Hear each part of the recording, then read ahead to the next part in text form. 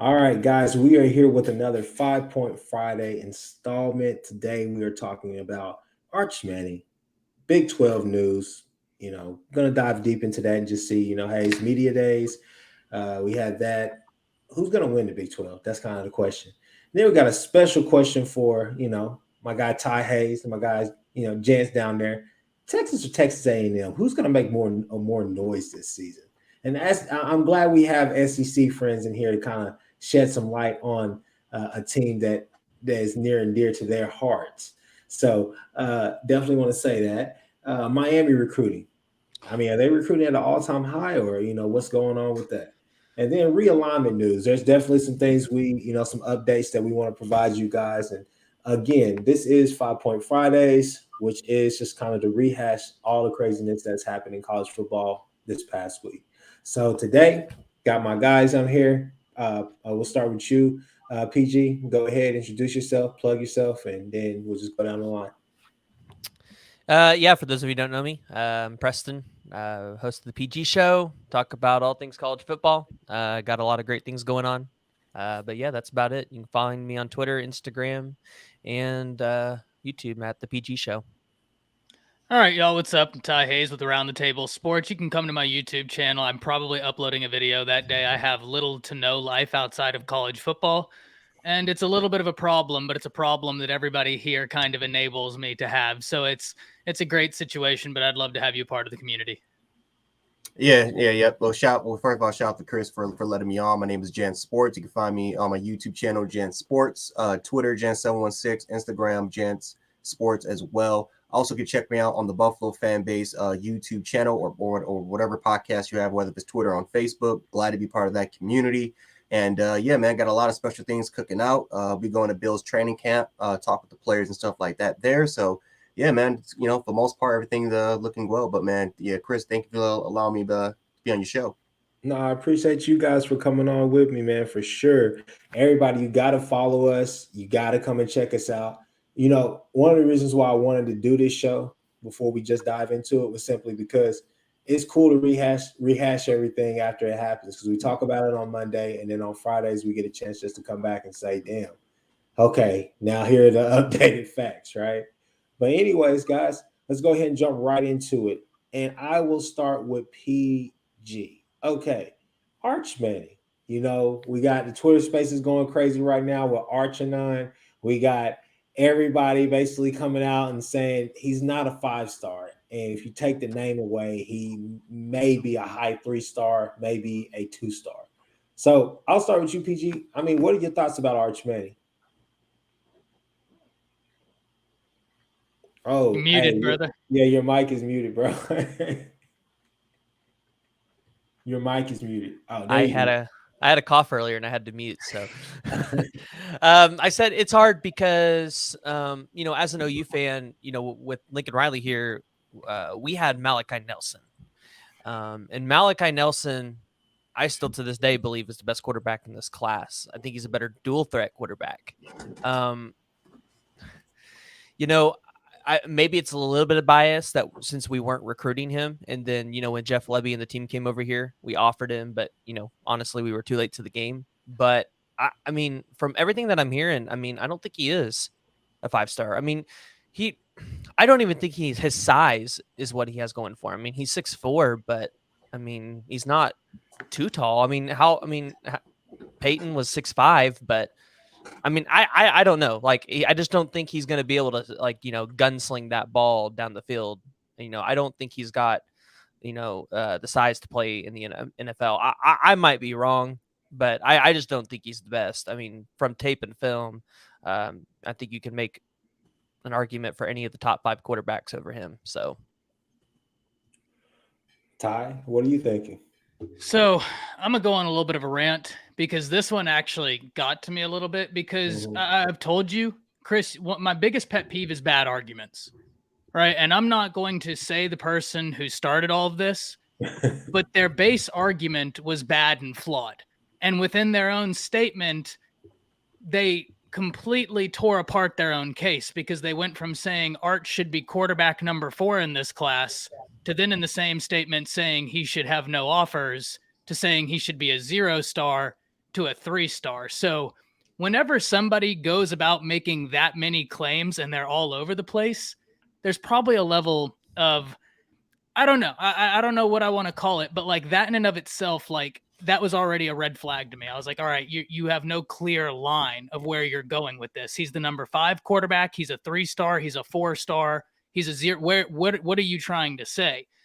At the end of the day, I do disagree with Preston because we see quarterbacks going into the league right now that are sub 6 foot, like 6'1", 6'2". He's 6'4", so I think he does have the size. He'll grow in a college weight room. But here's my thing. We talk about he has his 5th star because of his last name.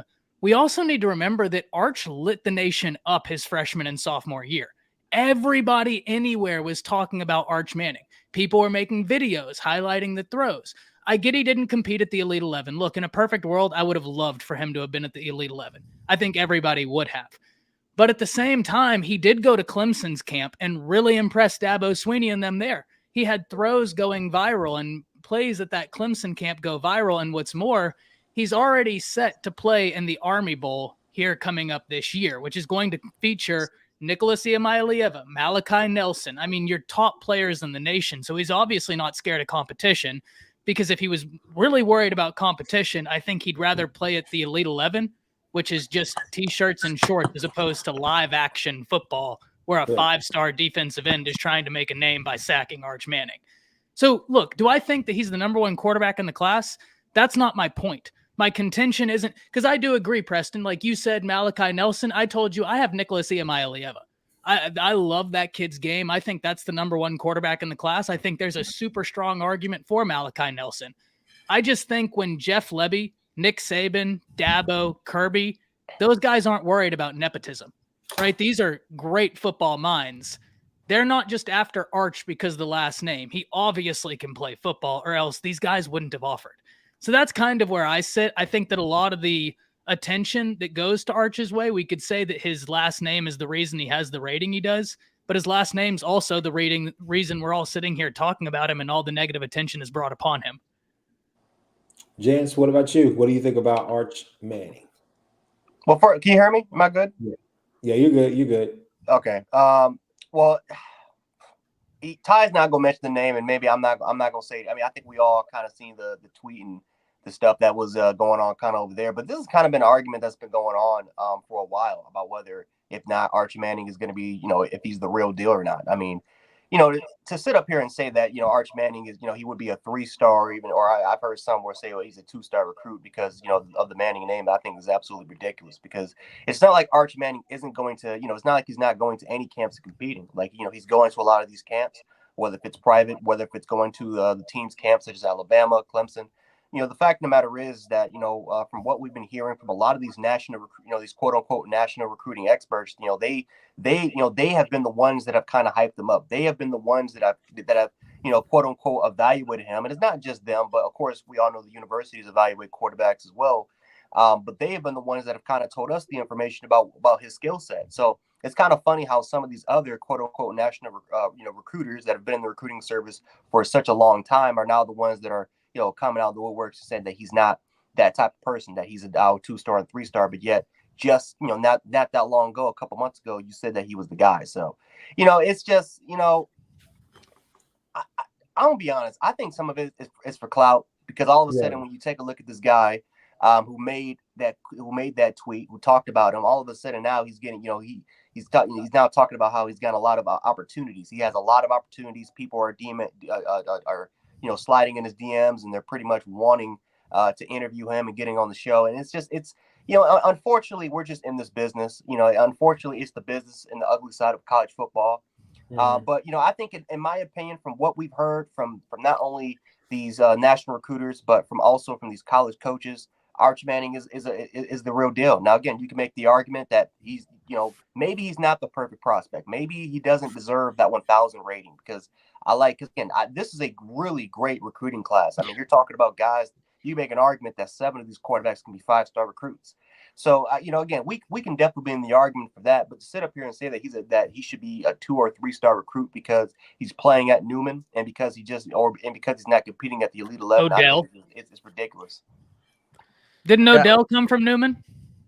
Yeah. So here's where I kind of jump into it. Okay. So I think that some of the things that we've heard this out of all the things that we've heard about Arch Manning this week, I think one of the things to highlight, or excuse me, one of the words to highlight is progression.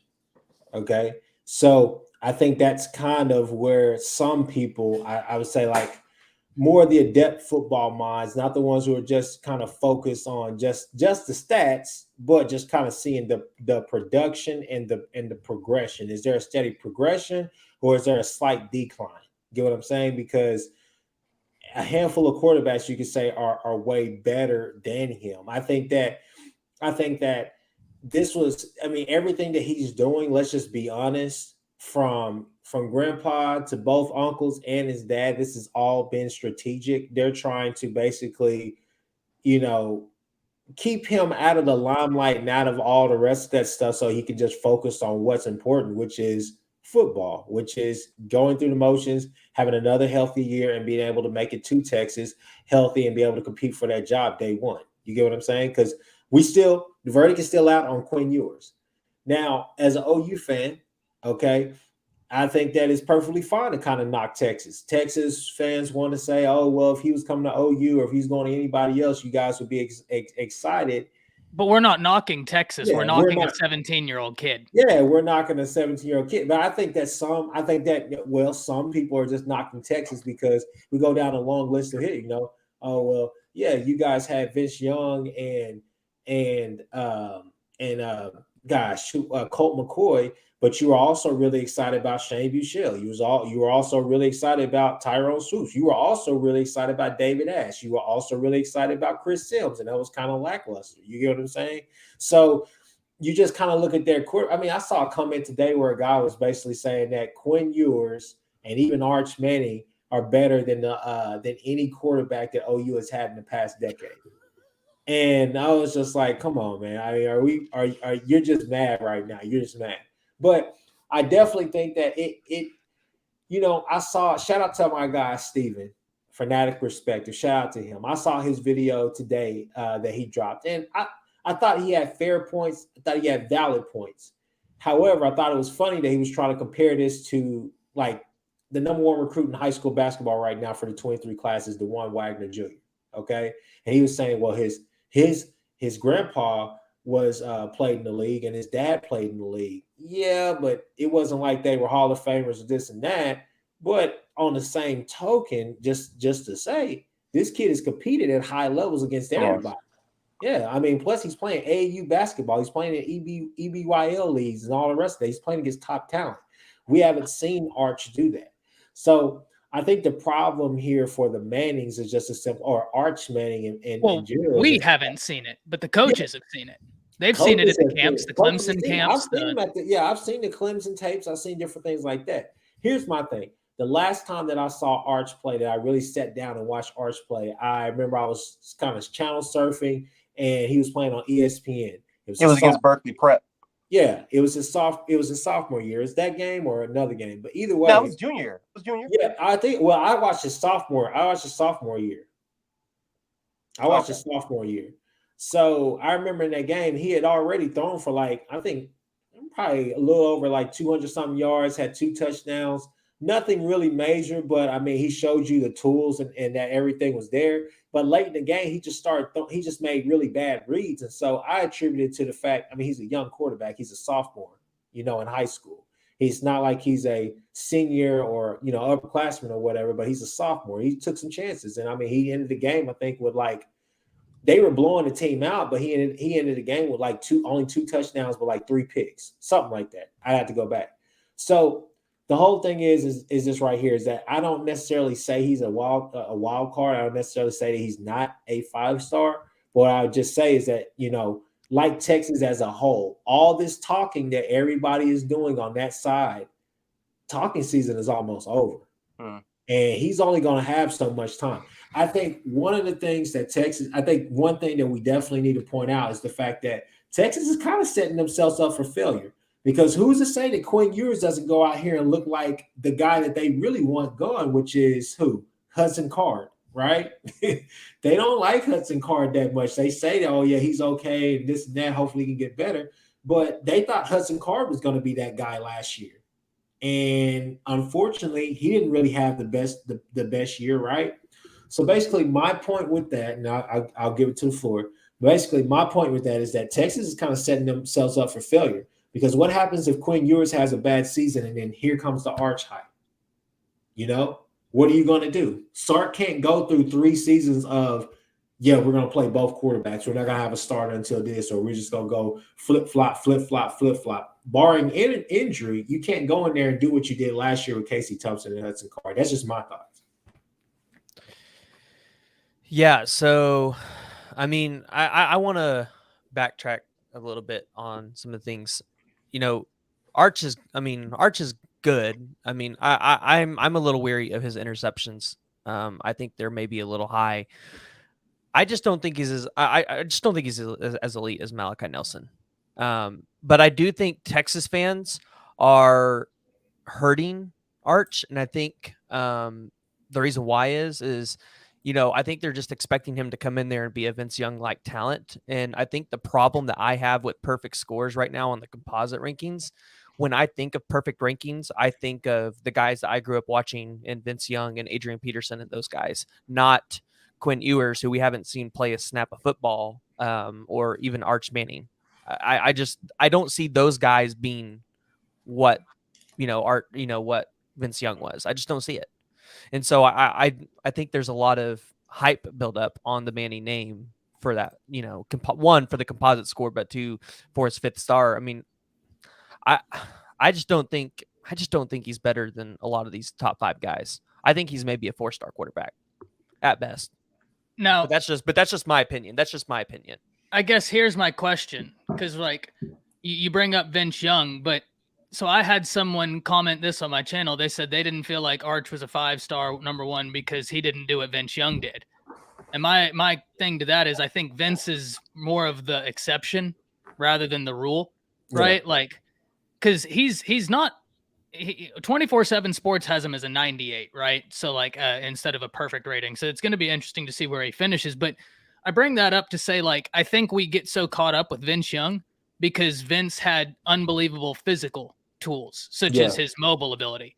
That'd be almost like me saying, just to give an example for Oklahoma, right?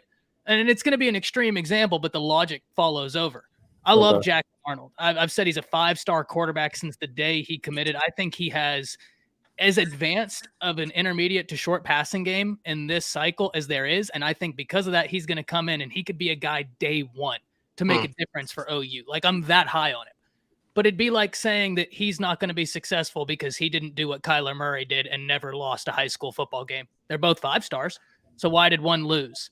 Right? Like, well, one of them isn't one of the greatest athletes that we've seen in a college environment. One of them is Kyler Murray, right? Like, so we're comparing apples to oranges, and I get it because it's quarterback, but like there's so many nuances we have to take into account in order to make a good faith argument, in my opinion. Yeah, and I always keep bringing up the argument because a lot of people love to bring up, well, he didn't perform the best at the high school level. Well, I look at a quarterback from a couple of cycles ago. Look at JJ McCarthy.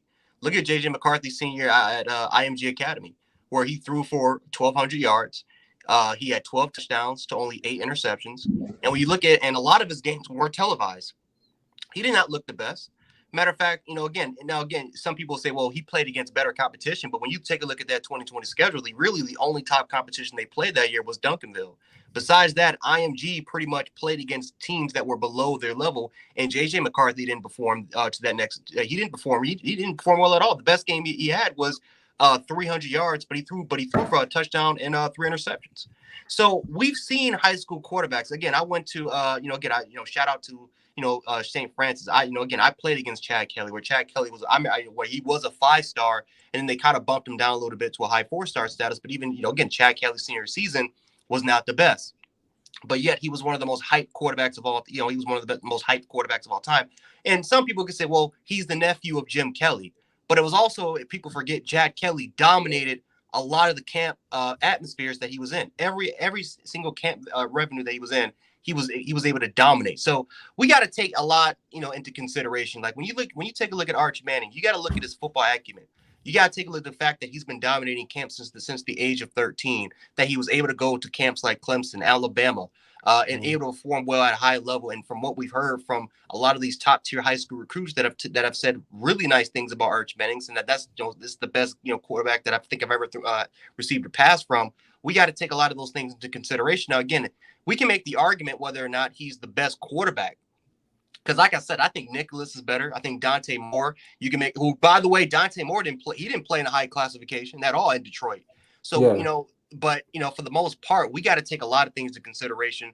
I think Arch Manning is a 5-star prospect based off of his size, based off of his arm strength, based off of his football acumen, based off of his athleticism. Now, again, we can make the argument again if he's the best out of the bunch. Like I said, that's why like how I referenced earlier, there's like at least 7-8 guys that you can make an argument should be in 5-star status. That's how loaded this quarterback class is. But again, to sit up here and say from some of these quote unquote national recruiters that he's 2- and 3-star level is just ridiculous. So here's a good point to point out, and maybe this is the final point on this, and you guys can keep going on this. But I think one of the things to remember is this right here, is that Sark had a quarterback that I believe was a 3-star that is now the starting quarterback for the Patriots, correct? So I think that one of the most important points that we all have to remember is this is a waiting game. Okay, he's not going to make an impact on this team to possibly 2024 or 2025, right? So the thing that we have to sit back and just remember that, hey, whether he's a 2-star, a 1-star, a 3-star, or whatever the case may be, what is the ultimate goal for Arch Manning, which is to get to the league and do his thing, right? But you got to develop. And we always talk about Texas. Texas has always had a problem over this past decade with developing. I mean, let's just be honest, on all sides of the ball. That's the reason why Sark is having to come in and basically say, okay, well, I'm going to have to build this team inside and out. Like I got to start inside on trenches on both sides of the ball. And, that's what he tried to address this recruiting cycle with all those offensive linemen that he took, trying to take more defensive linemen and all the rest of that, and hoping that he can hit home on a lot of them. Because that's the thing, that kind of goes into one of our next points as far as Texas and Texas A&M. I mean, they both have kind of the same problem. It's a development problem. It's not hard for them to get talent. They can get talent regardless of NIL or not. Problem is that they can't. I mean, you're having 5 and 4 stars. Yeah, you're having 5 and 4 stars that you can't develop. I mean, I'll be honest with you. I would have loved to see. I was like, hey, BJ Foster quit. Let BJ Foster come to OU. Let Overshown, let guys like that. I feel like they would get the proper development. Granted, we have our woes as well. But I think that's definitely an important point just to remember is like, hey, it's a waiting game. We don't know who's going to pop because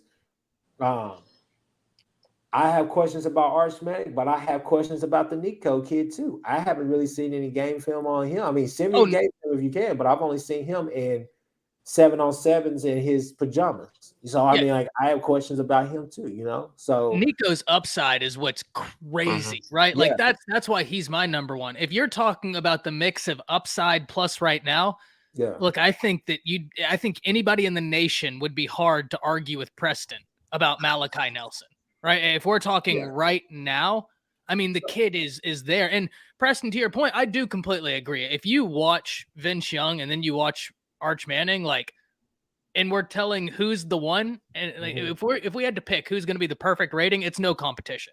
It'd be Vince Young because Vince Young was otherworldly dominant.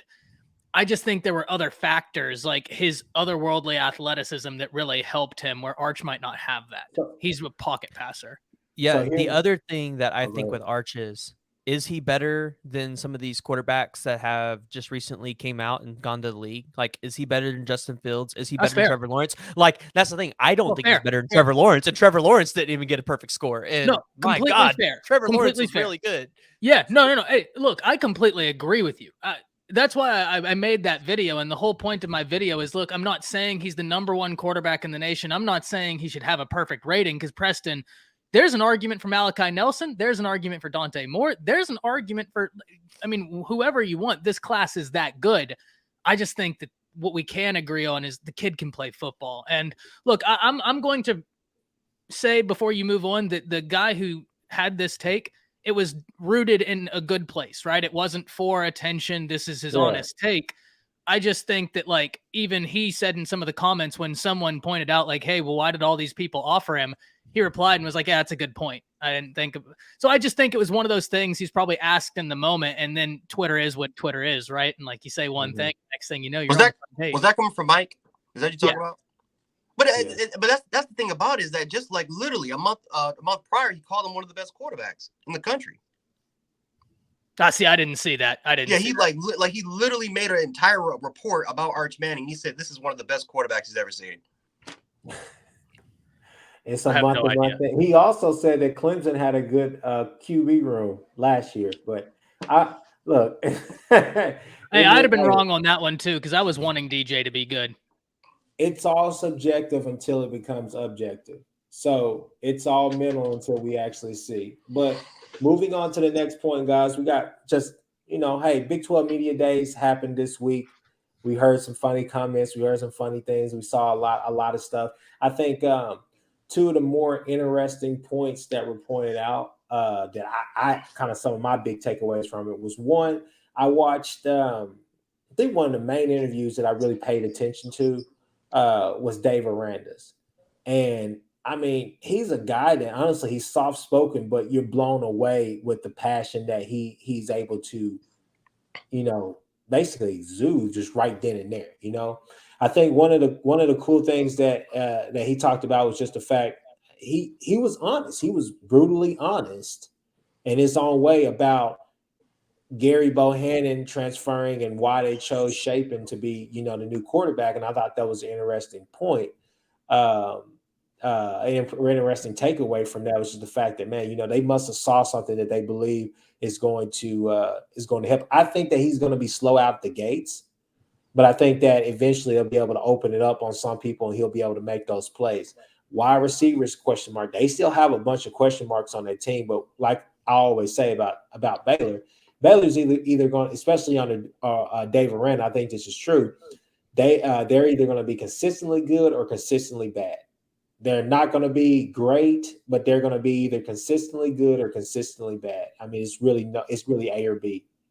I think the other point that I definitely will highlight was something that I think everybody on this panel kind of felt was kind of the way he was leaning. Basically, Marvin Mims came out and said, hey, if Lincoln would have stayed, I would have left. I was going to lead. There wasn't enough targets as the year prior, all the rest of that stuff. So I thought that was a really, really interesting point. I think, Preston, you pointed out on one of the shows that we did that may have been one of the better recruiting jobs by OU as far as keeping Marvin Mims, Theo Weiss, guys like that from, going to the portal, staying in the portal, all the rest of that. So you won some internal wars inside your own locker room, and inside your own program by keeping kids like that. So I thought those were interesting points. Does anybody else have anything that they thought about? Just kind of some takeaways from the Big 12 Media Days. Yeah, I want to add on to your Marvin Mims point. So Gabe Eichard said that he talked to several players and several people in that program. If Lincoln would have stayed, the exodus probably would have been worse than when he left. So that, I mean, and that came straight out of Eichard's mouth. I mean, if he would have stayed, it probably would have been worse. Yeah, I mean, it just last year, like I said, Lincoln Riley one of the greatest minds offensive minds that we've ever seen? Yes, for sure. But was last year his best year? Not by any means. Ty, what do you think? What do you think about that when you hear that? Look, if you would have told me this a year ago, like my jaw would have hit the ground, Preston, like that take. But now you tell it to me and I'm sitting there. I don't know if you saw my reaction. I'm sitting there nodding my head. I'm like, yeah, I could believe that, because when you look at it, we have to ask ourselves, would Caleb be there? I think obviously, right? Because Caleb ended up following Lincoln. But at the end of the day, what's it worth, right? Like, is it worth losing Marvin Mims, Theo Weiss, plus however many are going to exit, right? It's probably Stogner's probably out, Rattler's out. Yeah. So you're going to lose a whole lot. And when I hear that, and when I hear Marvin Mims say that, plus with what Preston just said, Eichard said, which, by the way, if Eichard and them usually say something, you could probably take it as gospel. They're fantastic at what they do. Great show. Yeah. But I have no doubt in that. Look, Marvin Mims is one of the best talents at wide receiver in college football. But if you're a casual fan, right, and you're just watching, and you go to the press box at the end of an afternoon, and you're like, man, I want to know who the best wide receivers in college football are. If you're a casual fan, you could be excused for not putting Marvin Mims on that list because of the lack of production he had. But for those of us that know, we know Marvin Mims is one of the best players in football, regardless of position. I don't care, defense, offense, special. He's special. Theo Weiss is special, right? These guys are insane. Hazelwood, look, that's just unfortunate with the injuries, right? Like I really hope he does something at Arkansas. That's a dark horse for me in the SEC, and I'm really rooting for him to do something big, phenomenally talented. Hope he's fully healthy. But that's very believable, and it's crazy to me that we're sitting here talking about that because a year ago, I mean, would I be crazy in saying everybody here's jaw would have hit the ground if you'd have said, oh, if Lincoln stays, we're going to have an exodus. Everybody's jaw would have just ground. But now it's logical. It checks.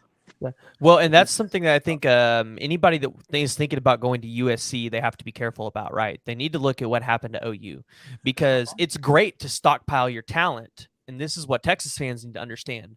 But and Texas A&M fans need to understand, these players want to play, and if if they're not getting the targets and they're not getting the playing time that they want, they're gonna leave.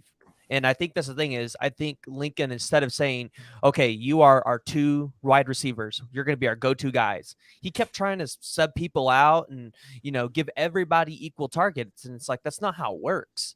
Like, you got to have your guys go out there and be dogs and be dominant. And he wasn't allowing them to do that. Jens, what do you think?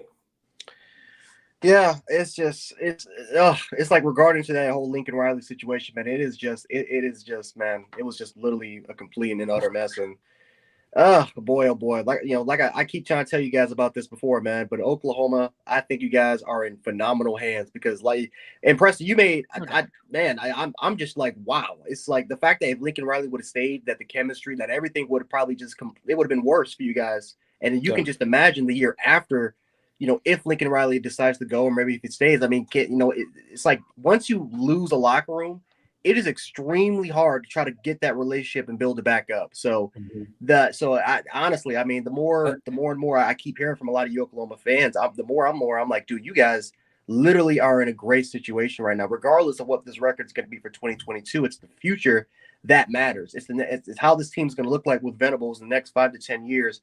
With his coaching staff, if he can continue to try to assemble some more coaching staffs, because, with success, obviously it's going to be hard to retain, it's going to be hard to retain the coaching staff, but man, I mean, you guys are in great hands. I was just going to say that you heard a lot of that stuff around that time. You guys remember it. We'd be right there on Ty's show, and then boom, breaking news. We get Dylan Gabriel. Boom, breaking news. Mario Williams. Yeah, that was wild. I mean, it was just back to back to back. It was always ever evolving. But one of the constants that you heard about through the back doors was Marvin Mims was pretty much on his way out. Yeah, a lot of people, it was kind of like A or B. It was either he was just going to enter the transfer portal outright, or B, wherever it was the fact that wherever Caleb landed, you would probably see Jalil Farouk and Marvin Mims go, because they were all tied at the hip, right? So, I mean, pretty much Stogner was already on his way out. He was wanting to leave earlier than last year. Another point to make is that Hazelwood was pretty much gone. I know I heard from somebody I'm close to that was close to the situation. that person told me straight up, yeah, no, he's definitely gone. And I heard it wasn't necessarily Lincoln, but Simmons had a little bit to do with that, which was surprising because, everybody was so enamored with Dennis Simmons, right? But there were different coaches on that staff throughout Lincoln's tenure that just didn't really gel well with players. I know another one, for example, I think Trey Sermon. Trey Sermon wanted to leave possibly his freshman year. I mean, he just did not get along with the running back coach at the time. So, I mean, yeah, I know. So, Oh, I it mean, wasn't there's DeMarco. been a That's lot why I of made talk. that face thinking it was DeMarco. It wasn't Oh, DeMarco. no, not DeMarco, but yeah, basically, it's just a lot, man. I mean, that whole thing could have went south really quick for OU. And for them to come in, and like we talked about, for them to hold it together, I mean, it shows a lot. And you have to commend this staff for what they did because they won a lot of battles. Not only were they able to sneak into that top 10 recruiting class for 2022, but they were also able to keep that team intact because you got to think, there's a lot of talent on the defensive side of the ball that didn't really get to play to go last year. They didn't really get to play. You thinking that, okay, coming into the season last year, yeah, Bryson Washington should get a chance. You're looking at Kendall Dennis. You're looking at, okay, is it Joshua Eaton? Is he going to play more? Or is he just kind of, is he in and out, be there whenever we have injuries or whatever the case may be? A guy like Jaden Davis, he didn't really get that much shine. His sophomore and his junior year haven't really been the greatest, but now he has a chance to go out there and be in the fold of things, the thick of things. A Clayton Smith, a Kelvin Gilliam. You got guys like that out there. You got some freshmen, you got some younger players who have a lot of talent and should be able to get on the field, but you're excited because defensively you were like, okay, we're getting Venables. So that means that, yeah, we should be able to keep a bulk of our defensive guys. But offensively, you just didn't really know because at that point, we didn't really know who the hell was going to be our offensive coordinator. We had a strong sense that it was going to be Levy, but not until he signed his name on a dotted line, But he was able to come and meet and do all the rest of the stuff and do everything he needed to. It was just the fact that, like Marvin Mims, it was a bunch of players, a lot of players that wanted to look towards new horizons, basically. So that is one of the moments right there that we will tell our grandkids about because Lincoln Riley leaving OU basically shook the college, like this realignment stuff shook the college football world, but Lincoln Riley leaving in the way that he did, that shook the bombshell. Well, because he didn't even just leave. He left and then recruited all of the 2023 recruits he was talking to and the guys from the team. There were rumors, and I don't know if you guys heard this, and I've never heard this be validated, but there were rumors that Caleb got in the SUV with him after the game. He didn't even get on a bus, there's been rumors that whole season players were bringing phones onto the field, sitting on the sidelines, texting and whatever. And, I think there was this vibe that some of the players just did not gel, and that's why they were wanting to leave. And this is a telling tale because then Brent Venables and this new staff comes in, and you hear guys like Perrion Winfrey and Asamoah are walking into his office saying, can we come back? And he's telling them, no, you guys need to go. You've declared you're done. But that's a telling tale that, if you got guys that went to the NFL that maybe they weren't going to leave right away, if there was somebody else there that, maybe had a little bit more discipline and had had control of that team, because that team should have won a national championship. And no doubt in my mind that they should have won a national championship. They should have competed for one at the very least, no doubt. They had the talent there and everything else. Here. They're not going to say that. We got these two are Bama fans. They're not going to say that. Yeah, no, but look. No, I had Oklahoma going to the college football playoffs, right? No doubt about it. No doubt about it. But that Georgia defense, right? That was all-time great. So they should have competed. There is no issue with that. Jance, before you go, I need to point something out. Because if you combine both Preston's point and your point, there's something profound here that you pointed out in light of Preston's point. What happens if Lincoln Riley didn't leave? If he comes back for a year, you see that exodus, and it's next season Lincoln Riley leaves. Now Oklahoma is in an exponentially worse place than they are had everything happened. So this whole time we thought, it was such a bad thing. And then Brent Venables comes in. Now it's a good thing. this might have been a really good thing for Oklahoma, especially if it's true that they all wanted, there was a mass exodus on the way if Lincoln Riley stayed. Because as Jance points out, it's much harder to take over a situation when the locker room is in a real bad state, because you have to then try and build culture. Culture is a word we've never had to associate with Oklahoma in a real serious fashion, right? Like, we've never had to look at the Sooners and be like, y'all have a quote, like a through and through culture problem. Yeah, and Chris, like I said, you know this. I had Oklahoma. That was my preseason #1 team. I had so much backlash, and this was before like the dislike button was, they took that out. But that was one of my dislike videos because a lot of people were like, "What are you talking about? Why is Oklahoma #1 for you?" And I'm like, dude, there's all this returning talent compared to the previous year where the defense played just out of their minds, and kind of just the way how they ended the season by just crushing Florida. And Chris, all about the Florida video and the Dan Mullen situation, all about that. So I mean, it's just the way that they ended. I just thought that Oklahoma was going to be at least a top 4 team and make the playoffs. I had them a playoff team, no doubt. Yeah, I mean, it's just insane to me. Like hearing about it over and over and over again, just how just how terrible that locker room situation was. How Lincoln Riley and just his focus about just hurrying to get the season over with so that he can make his move to whatever college he was going to go to. It's sad. So here we're gonna end that point with this right here. So I want to give a shout out to my uncle, and he brought up a good point. I know you say you brought it up, Ty. You said, what happens if Lincoln stays? Well, I know I talked to him the other day, and I know he's probably watching, but he said, "Hey, I'm not really big on Malachi Nelson, at least not in the Lincoln Riley offense or the Lincoln Riley system, because Lincoln Riley needs a dual threat quarterback, like a true dual threat quarterback to make it shake." And he's in his mind, he's like, I've watched the film, watched some of his tape. He's Spencer Rattler. He was like, kid can do it all. He's not like knocking him for any of that, but he's saying, I don't like him in there. He's pretty stiff back there in the pocket as far as the Lincoln Riley system is going. So I guess the question that I'll leave that talk with is, are we in the same position that we were with Spencer year 2 with trying to get Malachi to come in and everything? Because it just seems like it was not gelling. Something was not right. I think that was kind of when we should have all known that something was up, because as talented as Spencer Rattler was, and we saw him at times where it was just like, man, I mean, you could seriously argue he's the best quarterback in the nation right now. His upside's unreal. Unreal. And he's playing with Beamer, and Beamer got the most out of him. But you're just like, something was up. Something was not clicking. You're sitting there 2 years in a row in the Texas game having to use your backup quarterback. It's a lot.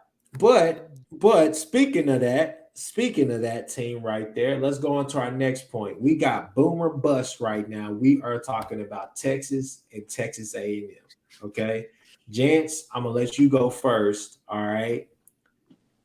Who is going to be the more successful team when it's all said and done for the 23 year? Texas or Texas A&M? I'm gonna go with Texas, and I think my record prediction for Texas, I got them going 9-3. I have Oklahoma going 10-2.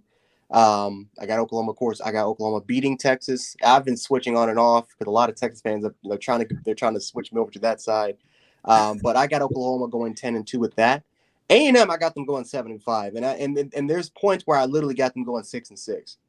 Now, some people may say it's hating a little bit, but when I take a look at Texas A&M in the situation that they're in going into 2022 and potentially for the future, I don't like the situation that has been going on so far, because we want to talk about locker room situations and off the field issues. I mean, A&M they've definitely gotten situations like that before, to a point where parents of these recruits are coming out and calling out A&M for their madness a little bit there.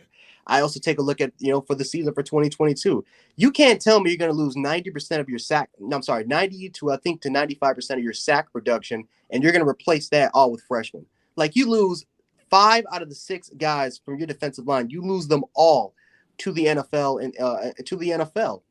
I don't see how a lot of those freshmen are going to come in and just be immediate contributors. Not to mention that your linebacking situation wasn't the best. I like the secondary, right? I think, again, they have one of the best safety tandems in the country. But when you have a nice front seven, it's going to make your secondary a lot better. That's always going to be the case. It doesn't, I mean, like I said, I always kind of, Chris likes to make fun of my Bills. But I remember back in 2018, we had the number one secondary in the NFL. But it didn't matter for crap. We went six. We didn't matter for crap. Our defense ranked 14th in the 14th because we didn't have a pass rush. So it made it doesn't really matter about that from that aspect. And I'll take a look at your offense. Besides Evan Stewart, who are going to be your skill position players? Who are going to be those guys that are going to step up for you? I thought they had a running back. Devin Etienne. Yeah, he's going to start. No, didn't they have a Spiller kid last year? Who's Isaiah Spiller was the running back? He's the NFL. Yeah, NFL. Yeah. So then I have again the offensive line. I mean, for the most part, you lose a couple dudes. You lose them off to the NFL. The quarterback situation is a hot mess. We all saw that spring game. None of those quarterbacks are ready. And I got Max Johnson starting, but is Max Johnson, is he going to take them to the next level? I mean, at best case scenario, that's a serviceable quarterback. But he has a low ceiling, maybe a little bit of high floor, but he has a low ceiling. So I don't really see A&M with the schedule that they have, Miami, Arkansas, Alabama, LSU, Auburn, all teams with arguably I'm not going to say, well, Miami doesn't have more talent, but a lot of those other schools either have the experience, either have the talent, or they have the coaching staff that's better right now than A&M. I look at Texas and I look at their success for this year. I look at the fact that the Big 12, it's going to be a little bit of a down year for them. I think, again, we take a look at their skill position players. It's one of the best in the country, which I think will help them out. Again, Kansas State, I got them as that team that can come out from under their noses, and I think they can compete. Oklahoma State has lost a lot. I think Baylor, for the most part, their defense will be fine, but I do have some question marks about their offense, like you just referenced before. And even Oklahoma. I mean, Oklahoma is going to have a little bit down. Again, they lose a lot of production themselves. They have the coaching staff, but I do believe they're going to have a little bit of trouble at the start of it. So I think with year 2 with Steve Sarkisian and the Texas Longhorns, they're going to have a better year. Not to sit up here and say they're going to win the Big 12 conference, but looking at the situations that Texas and A&M both have to face, there's no question that so far Texas is in a better situation going into this year compared to Texas A&M. Okay, Ty, right down the line. Okay, man. I mean, that was a great breakdown, and I have a hard time disagreeing with any of it, right? Because if we're looking at questions at Texas A&M, I have questions at the quarterback position. Max Johnson, I think, is probably their safest bet. And I know he's probably not the guy with the highest ceiling, but given the nature of that position, given the nature of how much trouble we've had getting consistent offense, if I'm A&M, I just want consistency. And so because of that, I'm going with Max Johnson. But I understand that could limit myself. But then I look, the offensive line was very good last year for Texas A&M. Even though they had a bunch of freshmen out there, for the most part, that offensive line was pretty good when they needed to be, right? Like, they lost a lot the year before. They came out, were much more impressive than I think a lot of people thought they would be last year. My biggest question for the offensive line, you don't have Josh Henson anymore. He's not there anymore. You bring in a new offensive line coach, and Henson put together back-to-back stellar offensive line performances. So you don't have that. We saw the spring game. Look, I think Evan Stewart is a phenomenally talented wide receiver. Right. I think if you watch his tape, that dude has got the juice. I got to see him 7-on-7. He's got it.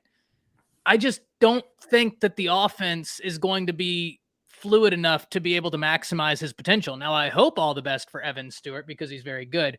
Whereas if I look at Texas right now, I think Jance pointed it out. The wide receiver room at Texas is one of the best in the nation, right? Like, Ohio State's is insane, but Texas has got a ton of talent. Offensive line is a major concern. But they recruited it very well, so we know in the years coming it will be good, right? At least Texas with Sark is making the blueprint of something successful. Last year, Texas's defense wasn't very good. Their offensive line wasn't very good, but that was still an offense that was able to get success. That was still an offense that could score. Year 2, I think it'll continue.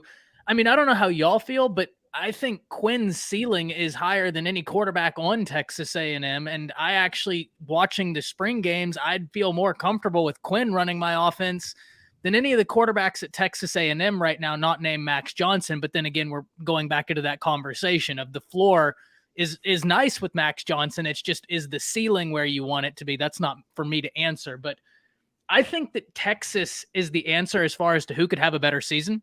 I don't know that I have Texas going 9-3. I'd have to really sit down and look at their schedule. I have Oklahoma going at 10-2 and winning the Big 12. I know that was something we were going to talk about. I'll throw that in here while we're there. I just think A&M has painted a giant target on their back, right? Yeah. They got to go to Tuscaloosa. You got to come see Nick. And I don't know if y'all realized, have y'all checked out the visitor list for that game? It's a who's who of high school football, right? I mean, the prospects are lining up to see that one, and deservedly so, right? Even guys who might have light interest in either Alabama or A&M, I'd want to be there, right? If I could get there, I'd want to be at that game. But I digress. I think the answer is Texas. I think Texas A&M recruited well, but that's going to put exponentially more pressure. And Preston made a great point earlier, right? You about A&M learning how to have to deal with all this collection of talent. You signed the greatest defensive line class I think there might have ever been signed. I mean, if y'all can think of one, please let me know. I'd love to look into it. Now you've got to figure out how you're going to rotate all those guys because they want to eat. They all want to eat. And there's only so much at the buffet to go. So you got a lot to figure out. Yeah, and the other thing that I think both of you guys, I think you said, they lost, what was it, their offensive line coach? Yeah, Henson. But they also lost Smitty. Yeah, that's a great point. And guess where Smitty went? He is in Norman, Oklahoma. And who are two guys on that team that were projected to go to Oklahoma? Overton and Dindy. And there's a really good chance that by the end of this season, they hit that transfer portal. Because Texas A&M, they're going to lose at least 4 games. At least. They're not winning. I mean, you're not. I mean, last year they lost to Mississippi State at home. This year you have to go to Mississipty State. And Will Rogers is in year 2. Yeah. You're not beating Arkansas. Arkansas is better than you, right? They're just not by a collection of talent, but just by experience. You're going to get beat by 30 to Alabama at least. You're losing at South Carolina. You're losing at South Carolina. You have to play Ole Miss at home, which you had to play them last year in Ole Miss, but still, like I didn't bring them up. Yeah, I mean, you're Lane Kiffin. Are you gonna be able to stop that offense in your first year? Those are all freshmen. With Zach Evans? Dart, and Jackson Dart has played in this league with Michael Trigg before. They've played in the USC, so they've had college experience. And then you have to play LSU at home. I think LSU is a great team. One of the top 3 best receivers in the country is on LSU. So Aggies are going to be 5 or 6 losses, I think, by the end of the season. If I could just say this real quick, look at the defensive lines that A&M is playing against this year. I mean, they're playing against 5 legitimate teams with great front sevens, compared to the situation that Texas has to go against, where there's still question marks about the defenses that they're going to be playing against. For them, at least for them, they have a little bit of advantage. With A&M, you have to first of all, you got to recover all this production. And like I said, I mean, even with Alabama signed the year prior, the greatest recruiting class with the highest, recruiting grade as far as we're just looking at per average. And look how many freshmen played for Alabama that particular year. And again, we were depleted in certain areas where we could have needed some players to play, but we didn't. Why? Because those guys weren't ready. Those guys were not ready to play yet. So if A&M is going to force all these players, all these freshmen to play, you're not convincing me that you're going to be ready for an experienced Arkansas team, a Miami team which has arguably a top 10 quarterback in all of college football, against the LSU team, which is going to be one of the most experienced and have one of the best defensive lines, top 5 defensive lines in the country, with Ali Gay, Mason Smith, Jaquelin Roy, and BJ Ojolari, who 3 of those guys can end up being first-round picks. I mean, again, you mentioned Ole Miss. It's just like I look at that schedule. That's a gauntlet. South Carolina is not going to be an easy game. That is a gauntlet of a schedule. And honestly, like I said, in a way, it's either 6-6 or 7-5 for me. So here's the question. Okay, so here's a question: is Max Johnson a better option at quarterback than Calzada was last year? I think they're about the same. Who's the dude that they had coming in this year? Didn't they sign a top quarterback? 5-star. Yeah, they signed a 5-star.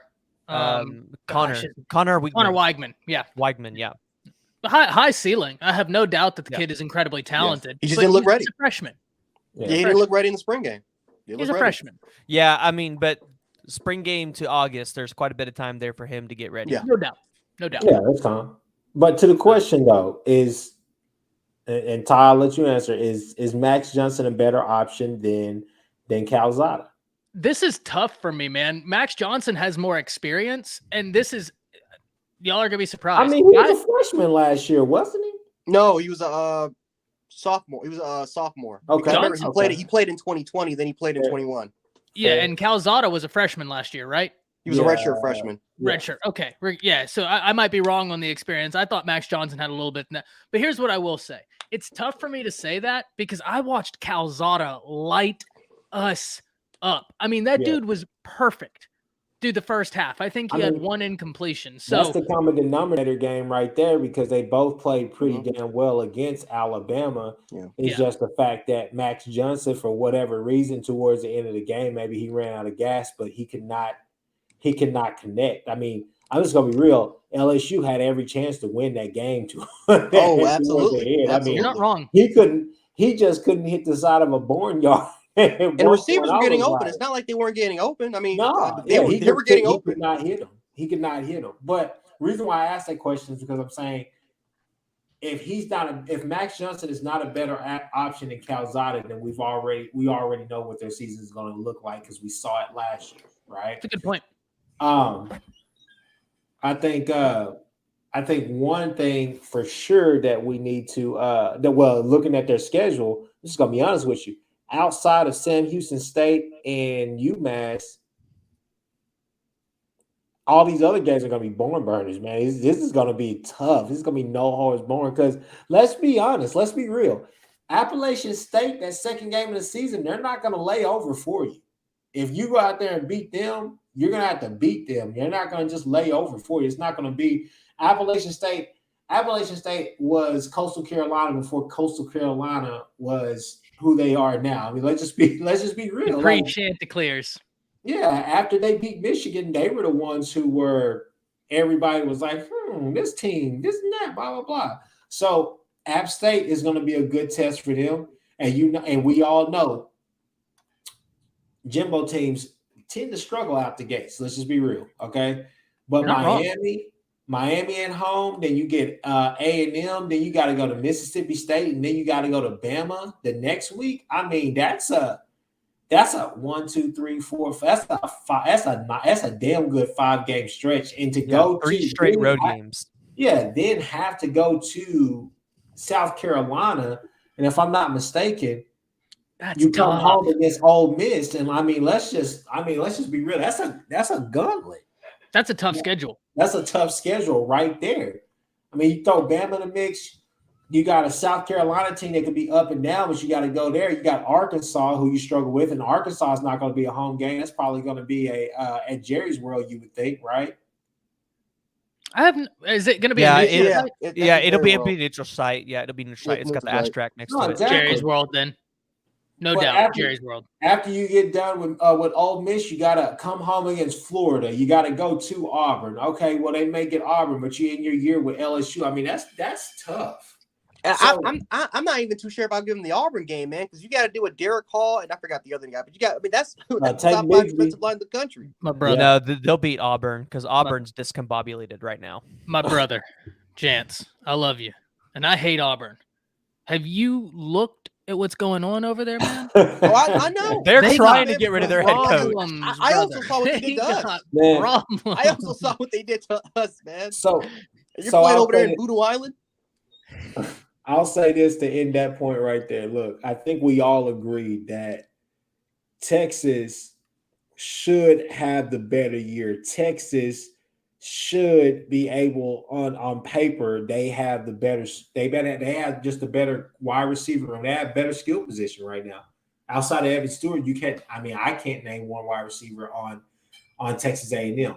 But at the same time, they got Marshall last year, another 5-star. So they got 2 5-stars in the same class. But like, even then, right? If you tell me 2 unproven 5-stars versus Xavier Worthy, Like, nah, I'm gonna take Worthy, man. Yeah. Like that kid's got the juice. Well, that's just the whole thing. Well, like I said, as an OU fan, it may be tough because you guys know how I feel about Texas. But I mean, Texas, they should have the better year. They should have. They're going gonna to win. They're gonna win 10, 11 games this season. Mark that down. And You if they think? don't, and if they don't, they're gonna yeah, they're in trouble if they don't. Because here's the thing: you cannot go sign the offensive line class that they did and everybody that they just did this year and not expect them to have a good year this year. You just can't do it.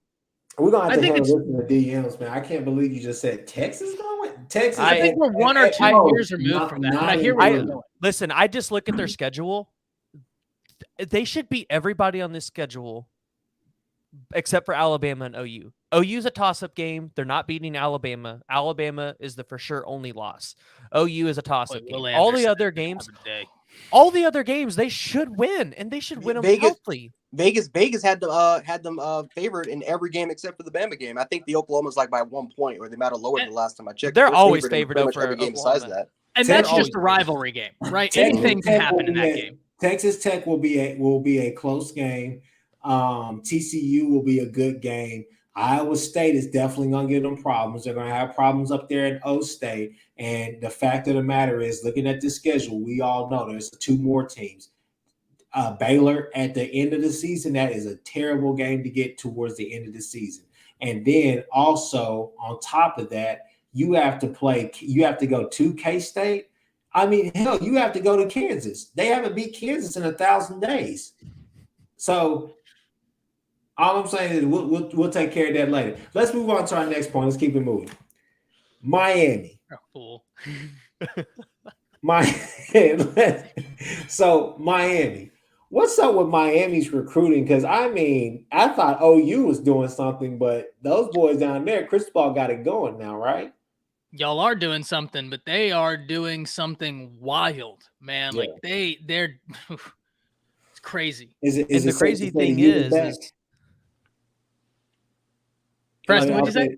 Oh no, I was gonna say the crazy thing is they only have 1 5-star, and and we're raving about this class, and they only have 1 5-star. Mm-hmm. Yeah, but I mean, I think the thing is the 4 stars or 3 stars or whatever.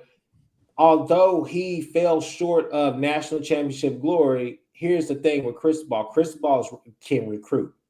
He can recruit. And the thing about it is that his teams may be a little bit lackluster in some places, but let's just be honest with it. He can develop too. And the whole thing is that he had Oregon going. Oregon was on the they were on a short end of the stick for a second after Chip Kelly left. They went through, I think, one or maybe 2 coaches, but he got the ball rolling there. So why can't he do it at Miami? Everybody's going to love Miami. It's great for college football for Miami to be good. I mean, let's just be honest. It's the youth, you know? Jess, what do you think about it? Well, Mario Cristobal, I think the reason, again, Mario Cristobal is a great recruiter. And I remember when he was with us, I mean, Alabama has always been able to recruit Florida, but not at the success rate. But, when Mario Cristobal came, he completely, changed just our recruiting landscape about the state because we were dominating the state. We had a couple guys, but, we had Trent Richardson, we had some other guys that came from Florida. But when he came in here, I mean, the Amari Coopers, the Jerry Judys, like a lot of those players came because of Mario Cristobal and just his connection with Miami. I mean, he's from Miami, and it's not like he grew up in the suburbs. I mean, he literally, where a lot of those cities like Miami Central, Carroll City, Northwestern, like a Booker T. Washington, he is from that area. So if there's anybody that can connect with the kids and can try to bring back the glory of Miami, it would be him. Mm-hmm. And you also got to take a look at his recruiting staff. Like you look at Jason Taylor is the defensive analyst, for God's sake. Him and Wright, you guys both. And the funny part is that that staff consists of former NFL players compared to a lot of coaching staffs around the country. I mean, Miami has the most NFL former players on the coaching staff right now, which I think more college football teams should be able to do because you have people that have been there. You have people that when they tell you they can, they want to, we can develop you. You better listen to that person because he's been there. He's been at the top compared to just, a great college coach, guy that maybe has a track record of development, but hasn't been to that status. It's a little bit different when you're trying to recruit some of these kids. So, I mean, shouts out to them, because it's not like they're just recruiting, and it's not like they're really dominating the 305 area, because I mean, for the most part, they're not really getting a lot of kids from there. They're getting a lot of kids from around really Florida territory, like Cormoni McLean. A lot of Miami fans feel like they can get him. He's literally in Florida territory in Lakeland. They're getting, I mean, like I said, they're about to get I forgot the guy's name is Todd. You can probably help me out here, but the defensive end from Venice, that's literally in Florida territory. Four-star defensive. Defensive. Yes. Damian Williams. Yeah, and they love the fact that they can get him, but also they also have a little bit of an IMG pipeline, because I mean, you look at last year, they got the tight end, the number one recruit tight end from there. You look at this year, they get around. I think they have 4 players, and Riley Williams a little bit there. You add in Jaden Wayne, Francis. You add him there. They're starting to establish a little bit of a pipeline, and that's because some of the current coaches from IMG came from Miami, or they used to coach under Mario Cristobal. So it's like Mario Cristobal. It's like he had this plan before he even got there. He knew exactly which areas to attack, and he just knew. I mean, the Mario Cristobal, man, just for his credit, man, has always had his hand in the cookie jar as far as getting players from the state of Florida. Now that he's in an area, in a brand in Miami with nothing but former players from the NFL that has connections from different neighborhoods, not just from Miami, but from across the other different regions. Man, they're going to have a spectacular recruiting class. I would definitely say top 5 for them. No, I definitely would piggyback that and just say I'm really impressed with what they're doing. Rashada is who they got, right? Jaden Rashada from California. Yeah. So, I mean, getting him was big. That's a centerpiece of your class. And so that's kind of my point, with kind of to your point, PG. Like, I get it. They may only have 1 5-star, but I think that what you're seeing a lot of coaches do kind of the right way. This is something that we were excited about Grinch doing, right? You trust their evaluation skills. Maybe you're like, hey, I need to see a little bit more on the development scene, the development side of the ball. But as far as the evaluation, you're excited about it, because for a team like, look at what Sark is doing basically with Texas. He's trying to address piece by piece, step by step, recruiting class by recruiting class. He's trying to address their positional needs, the needs that he feels like, hey, we need to be strengthening. And you can do that with the transfer portal, stuff like that. But, obviously it's great if you can get a 4-year, if you want a 4-year lease instead of a 2-year lease. You know what I'm saying? Or however many years that they'll have left of eligibility, which is great if you can get that player. However, you want to be able to build that. But with what they're doing down there, it's hella impressive, simply because I don't necessarily know. We all knew that Cristobal could turn it around. They have, I think, Tyler Van Dyke down there, and I mean, they should have a pretty good season this year. He's going to add structure there and help them in ways that they haven't been helped in a long time down there. The biggest thing for them is just basically piece by piece, just piecing this together and getting this Miami team to be a complete team. And I think that's what Cristobal is chasing right now. I don't necessarily think he's chasing ACC Conference Championship or National Championship. I think what he's chasing is just to turn this team into a complete team. That way they can actually compete at a high level and finally probably win more than like 8 or 9 games. And what they haven't won that in like the last how many years? They've only had 1 10-win season and since they've joined the ACC, which was 15 years ago. No, exactly. That's what I'm saying. So, I think the last time they had was Mark Richt was the coach, and that season was a wash. So, I mean, that one, a season after that is. But yeah, I mean, I'll let the floor have it. But yeah, I'm pretty impressed with what they're doing down there at Miami for sure. Yeah, I mean, I think Miami's back, and I mean, they're poised, I think, to probably have a number 1 class. They're up for several other 5-stars in this class, right? David Hicks is looking at them there, which I think they have a pretty good shot at. You kind of said it, Cormani McLean is in their backyard, right? They could make a push for him, which, I think right now people are projecting him to go to Florida. So, I mean, I would say he could probably go there. I mean, there's probably 4 or 5 5-stars right now. You got Samson Okunluno or Lola, whatever his name is. Yeah, he's another 5-star offensive tackle. You have Olas Ailman. Yeah, you have Samuel M. Pimba. Samuel M. Pimba. Yep. Yeah, from IMG Academy. Yeah, like they've got, you know, a plethora of 5 stars right now they can go out there and get. And correct me if I'm wrong, but didn't Mario Cristobal have Justin Herbert? Yes. Yeah. So that's got to be attractive to future quarterbacks to want to come to the University of Miami, because you look at Justin Herbert and people are thinking he could be one of the best NFL quarterbacks. And He's that's great. that's saying a lot, because Patrick Mahomes has got a lot of hype, and you know that's maybe me being a little bit more biased, you know, with being a Chiefs fan. But yeah, I mean, I don't know. I think Miami's back, and they kind of got a pretty easy schedule this year. I mean, outside of Texas A&M and Clemson, they should roll through their schedule. The juice is back. Let's just let's say that the juice is back. We still got to see them prove it too. I just want to address this because Weston, he says Miami's getting some high 4 stars, but OU's getting a lot of kids from Florida. Miami's getting a lot of them from Cali and other states. 9 of the 14, I think, are from Florida. They are killing so they've been far more successful in their own area code, and if you look at it, it's around that area. They are killing it. And why is that important? Because right now, if we're talking to top 300 players in all of high school football, 57 of them are located in Florida. Yeah. Like I say that all the time because I feel like I'm the only one who's absolutely mind blown by that fact. The fact that there are 57 of the top 300 in one state is just wild to me. So when we look at Miami, right, like we look at it like this. Chris brings up the point, right, about Mario Cristobal. Everyone talks about he's home, and PG brings it up. I mean, you look at how he recruited, you look at the players he's had. He's a guy that moves the needle, okay? Weston, dude, I am wrong all the time. It's I'm professional at it, my man. It's no worries.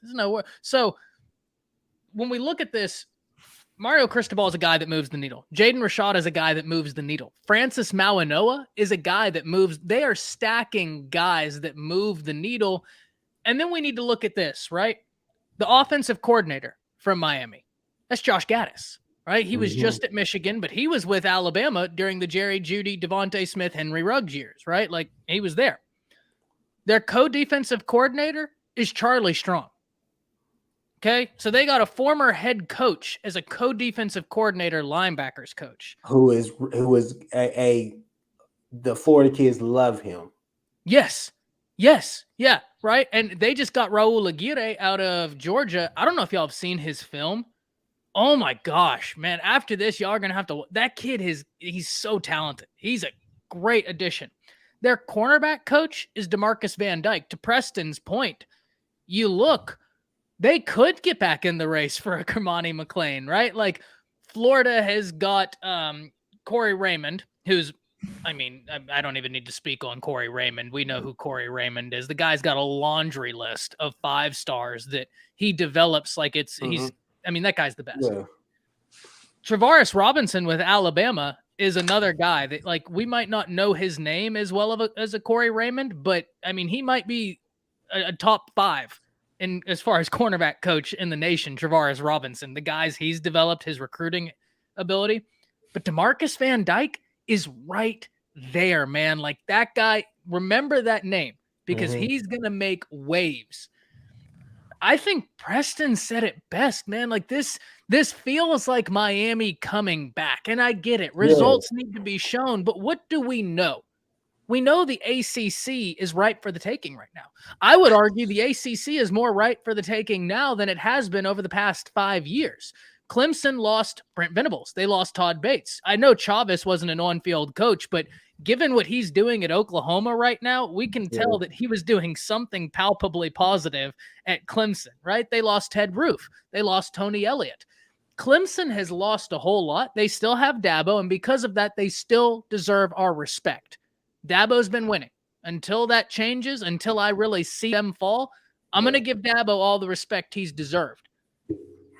But that ACC league is as ripe for the taking as any league in this nation right now. Yeah, I mean, last year definitely showed it. I mean, with Pitt playing for the Kenny Pickett's not here. Jordan Addison's not. You see what I mean? Like that's that. The ACC is wild. Wake Forest could possibly, it's a good one. I got NC State winning it.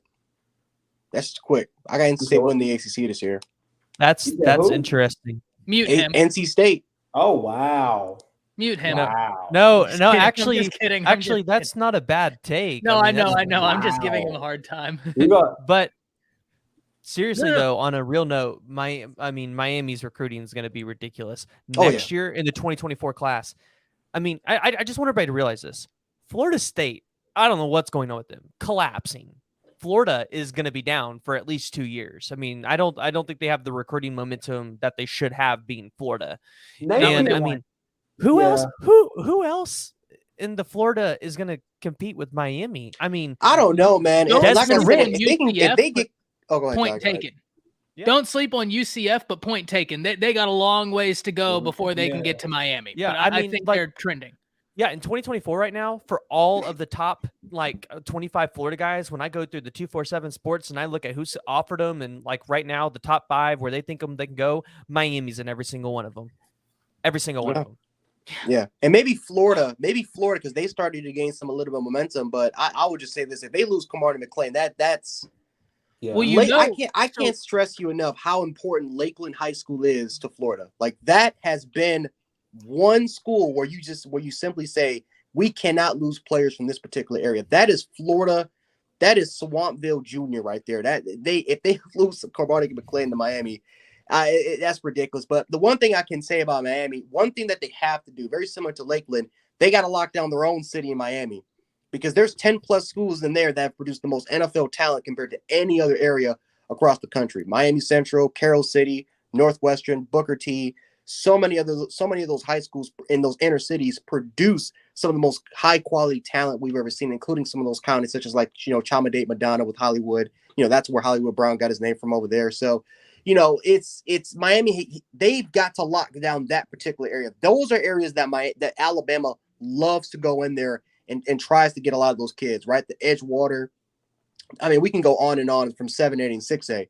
But just like I kind of said this before, that Miami are not just focusing on their particular city. They're taking Florida State's area of recruits. They're taking Florida's area of recruits, UCF. I'll give you one example. We all know who Jason Taylor is, right? Yeah. Every one of us. Guess where he coached at last year? I don't know. St. Thomas Aquinas. Oh wow. He was the assistant coach of St. Thomas Aquinas, which is nationally a top 5 high school in the country. Yeah. Ooh, that's nasty. Mario Cristobal legit has a pipeline to every single high school before he even got there. He has those connections. Man, and when he formed that coaching staff with Jason Taylor now being there as the defensive analyst, who I think should be a defensive line coach, because that dude is a baller. He's an incredible football mind. But coaching with Wright coaching with Wright as the co-defensive line, because you got the other guy he used to coach at Arizona, but the I forgot what his name is, but he was the reason why Francis even committed to Miami in the first place, was because of him. They have legitimate pipelines in so many different areas. It's ridiculous. So it's incredible what Miami's doing. So Ty has said something basically about how rich of a state Florida is talent-wise. Then Jans piggybacked on that and said the same thing. So that goes into pretty much our last point of today, which we're talking about realignment. The reason why I say that is because on each of these shows, this show, Ty's show, all of that, we've all talked about. Big 12 got to get in there. Big 12 got to go get South Florida. They already got UCF, but they need to go get South Florida too. They need to dig. They need to be in the trenches of that. They need to go in and get a La Tech, because they need to be in the trenches of that place as well. Go to Louisiana, go out there to Cali, get those schools as well. You need to make sure that all of your schools are going to be able to go and get talent from those talent-rich states. Okay, I mean, it's no ands, ifs, or buts about it. But as far as the realignment news, pretty much on here, three takeaways, and we'll go to the first one. SEC staying at 16 teams. I think everybody probably has seen that, or if you haven't, I read something where I think a lot of the schools were basically saying that they want to stay at 16 schools, which is going to happen when OU and Texas come. So do you guys think that's good or bad? Ty, I'll start with you. Look, I'm of the mindset now is we've opened Pandora's box. So what point is, and I don't get trying to cap it, right? And if I'm not mistaken, and I could be wrong on this, so please, Chris, cut me off mid-sentence if I am wrong. The people who said that the SEC is looking to stay where they're at wasn't Greg Sankey. It was the president, or it was a higher up in a team, right? Yeah. I don't think it was Greg Sankey that said it. Yeah. Look, if a brand such as Clemson and Miami want to join the SEC, I think you better take them expeditiously, right? Expand Like and die. instantly. Those brands, man, like you want to have Yeah. even more legitimacy in the state of Florida, please. Come on. Yeah. You want to lock up the Carolinas? Please, by all means, be my guest. I'd love to have North Carolina. But if we're speaking specifically about the Big 12, I thought the Big 12 made great moves in trying to preserve themselves last year, adding a UCF, a Cincinnati, a BYU, a Houston. I mean, I thought those were great teams because a lot of their own barriers we talked about with UCF, with Cincinnati, and even with Houston is, oh, you're not Power 5. Well, now we've stripped that barrier away. You are Power 5. And those are the teams that were right on the cusp of being there. Cincinnati was in the playoffs, for goodness gracious. I mean, that's a good team.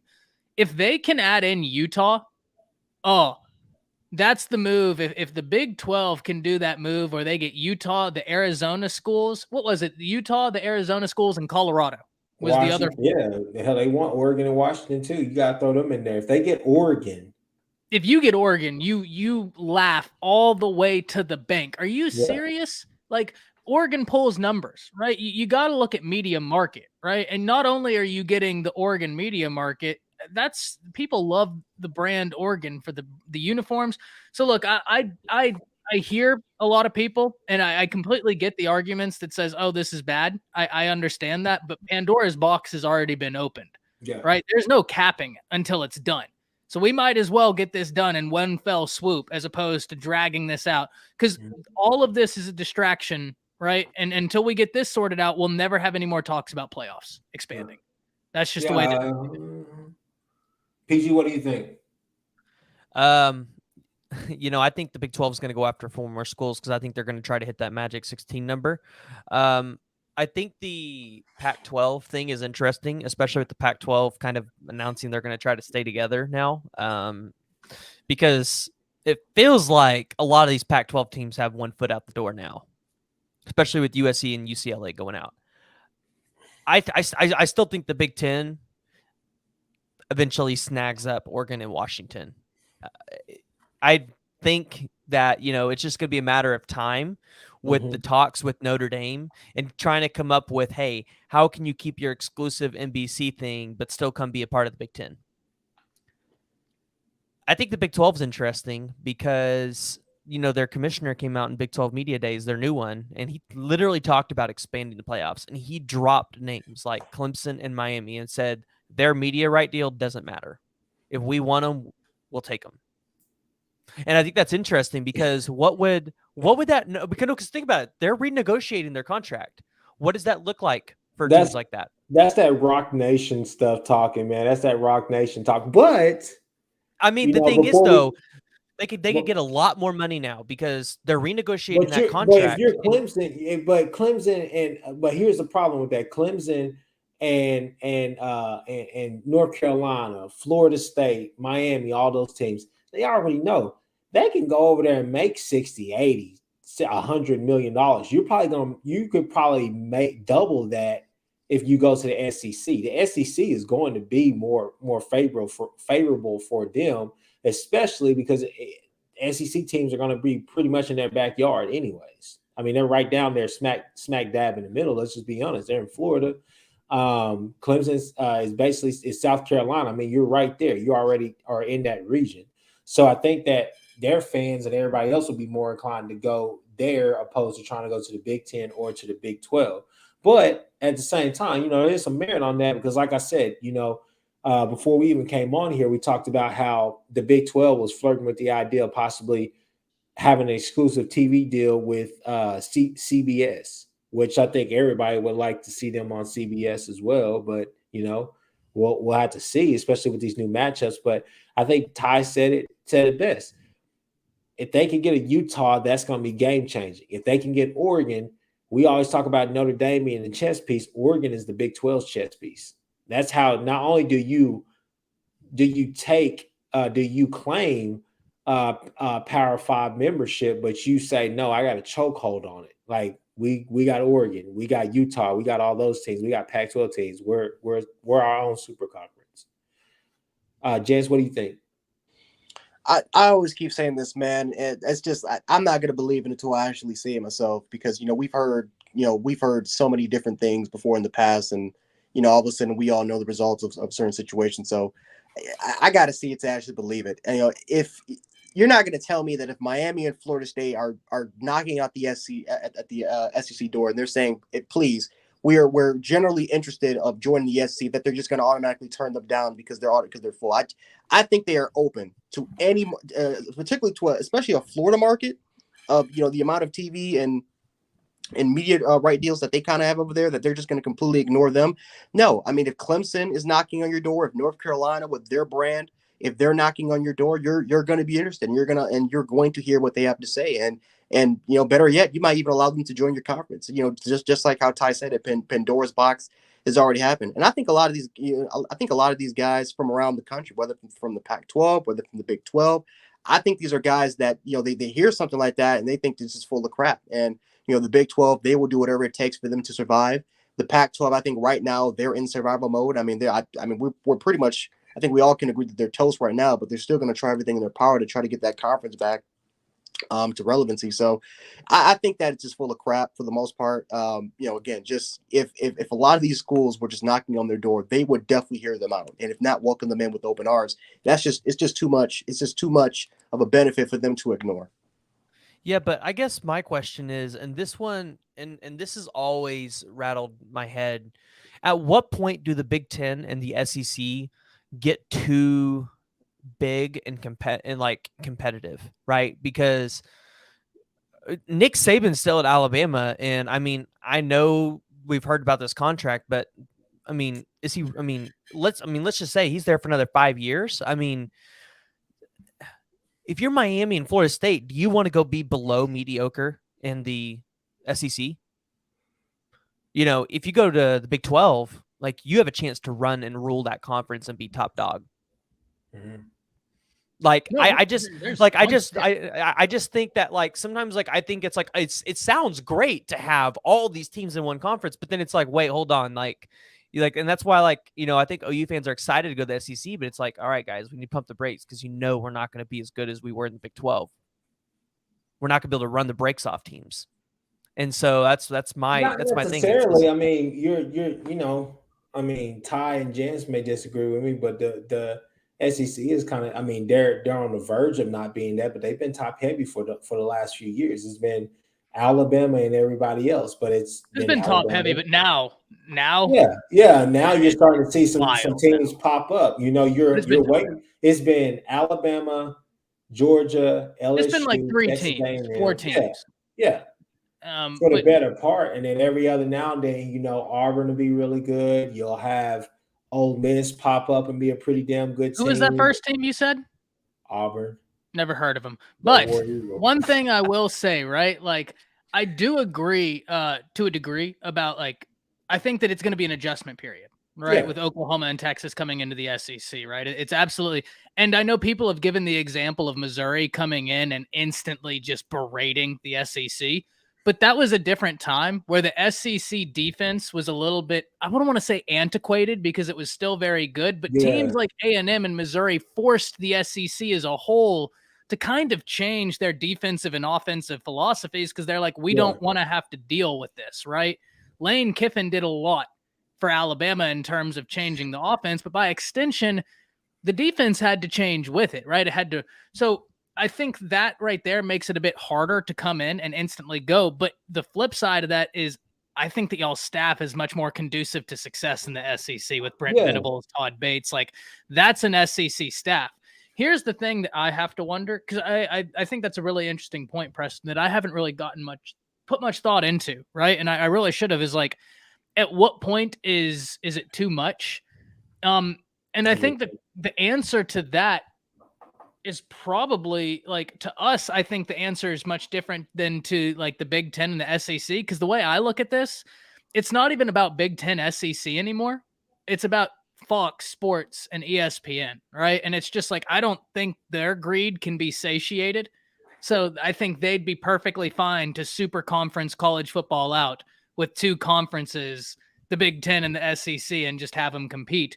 But that really doesn't answer the point you're getting at, Preston, which is like, is this good? And I think that's an entirely different conversation. And I think you're 100% right there.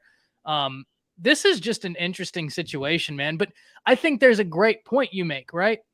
If you're in the SEC, this is something I've had to argue, right? People will say, oh, this team right here, like they didn't do good. You're in the SEC, you could genuinely be the second best team in the nation, and you're still behind Nick Saban in the SEC, right? Like that's just on a given year. So like there is a little bit difference. Miami in the Big 12 would be awesome. I mean, that'd be such a great win for the Big 12. This is just so weird to me because I think Jance said it well. I think everybody's hinted at it. Nothing seems concrete right now. Everything is just talk, and there's not much tangible in the air. And it's hard to disseminate between what's tangible and what's just going to be a floating rumor. One more thing that I want to add. If you're a team like Florida State, I'm having a hard time thinking of another team that'd be like Florida State, where you used to be a powerhouse, maybe even considered a blue blood, and you're down right now.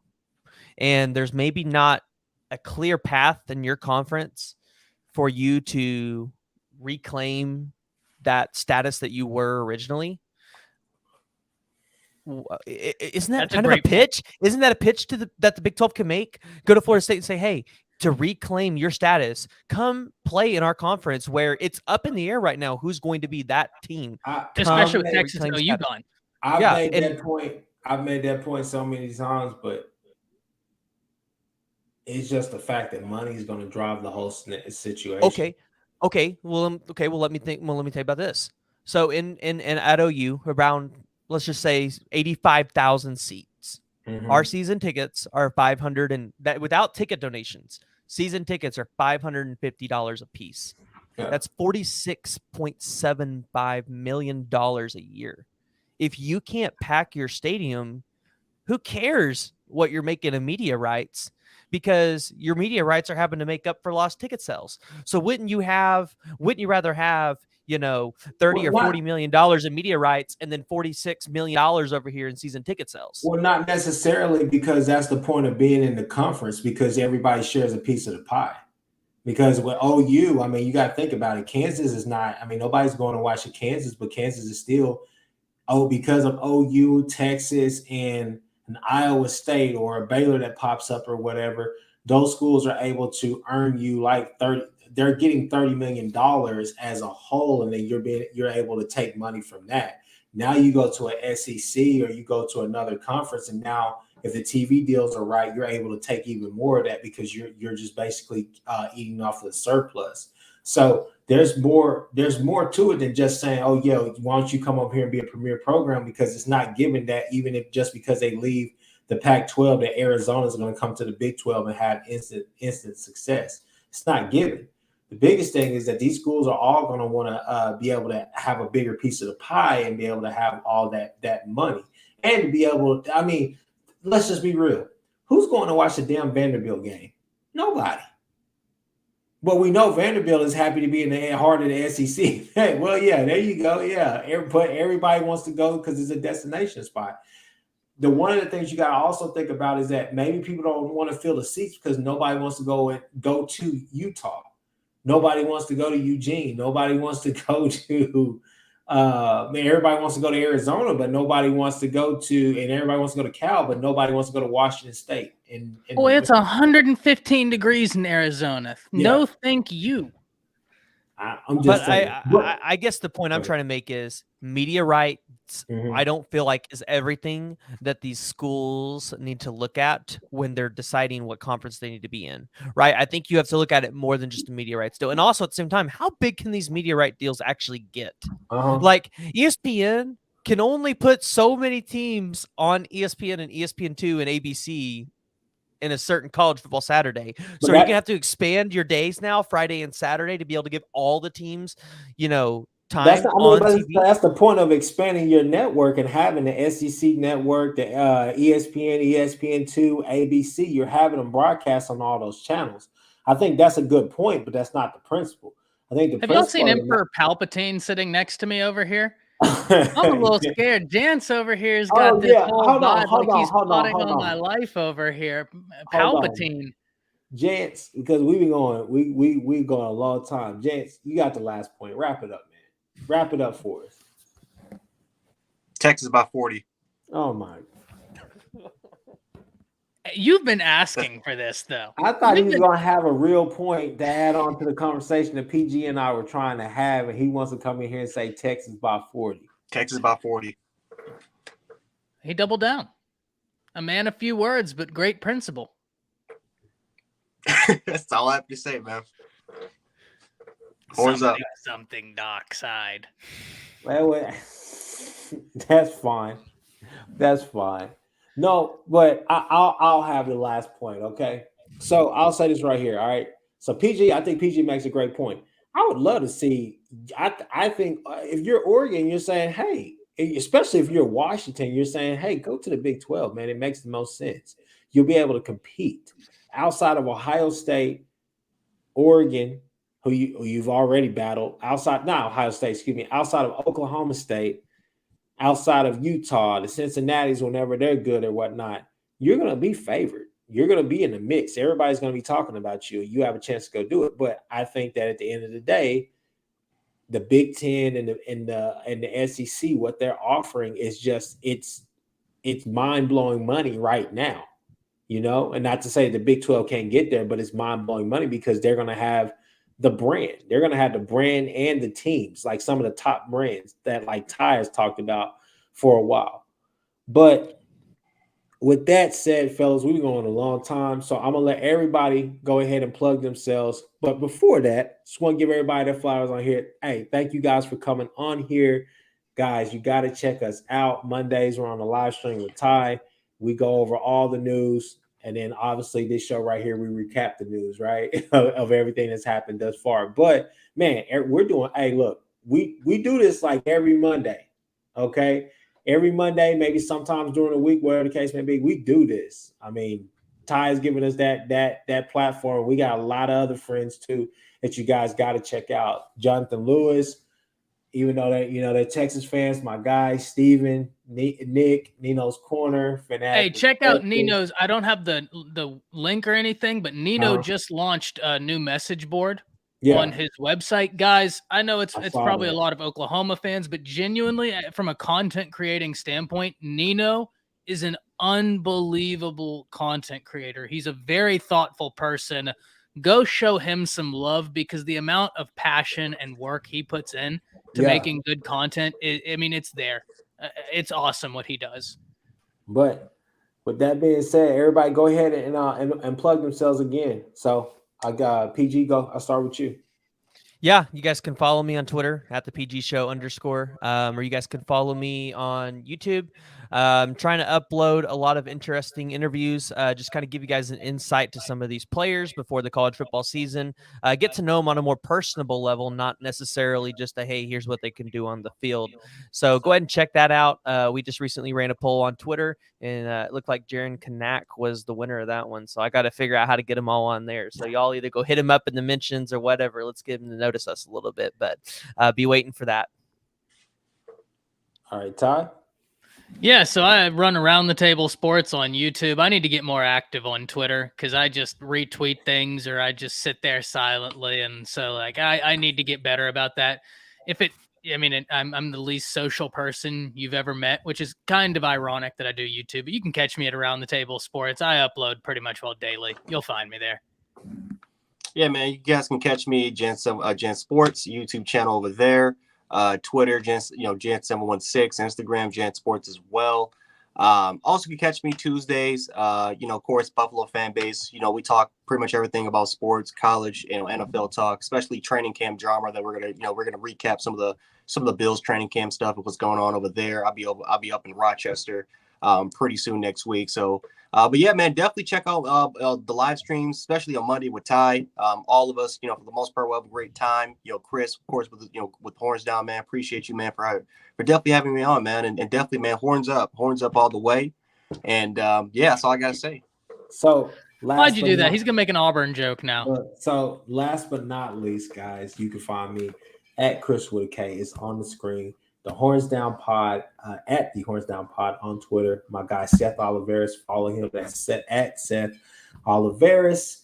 I'm also groundbreaking news tonight. I'm starting up a Kansas City Chiefs channel, and I'm going to be detailing how they are going to be able to go back to the Super Bowl and oh my gosh, probably beat the Bills again. So y'all don't have want to put that out for that crap. Y'all don't have Tyreek anymore to torture us.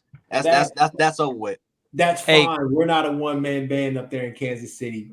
Go Chiefs, go! Right. So listen, you got to be careful with that one. We still have to get past the Chargers, Raiders, and the Broncos now. Exactly, and that West that conference is wild. Yeah. Best quarterback we have to go against is Mac Jones, who I respectfully. I love Mac Jones to death. Respectfully. But all right, guys, we're going to end it there.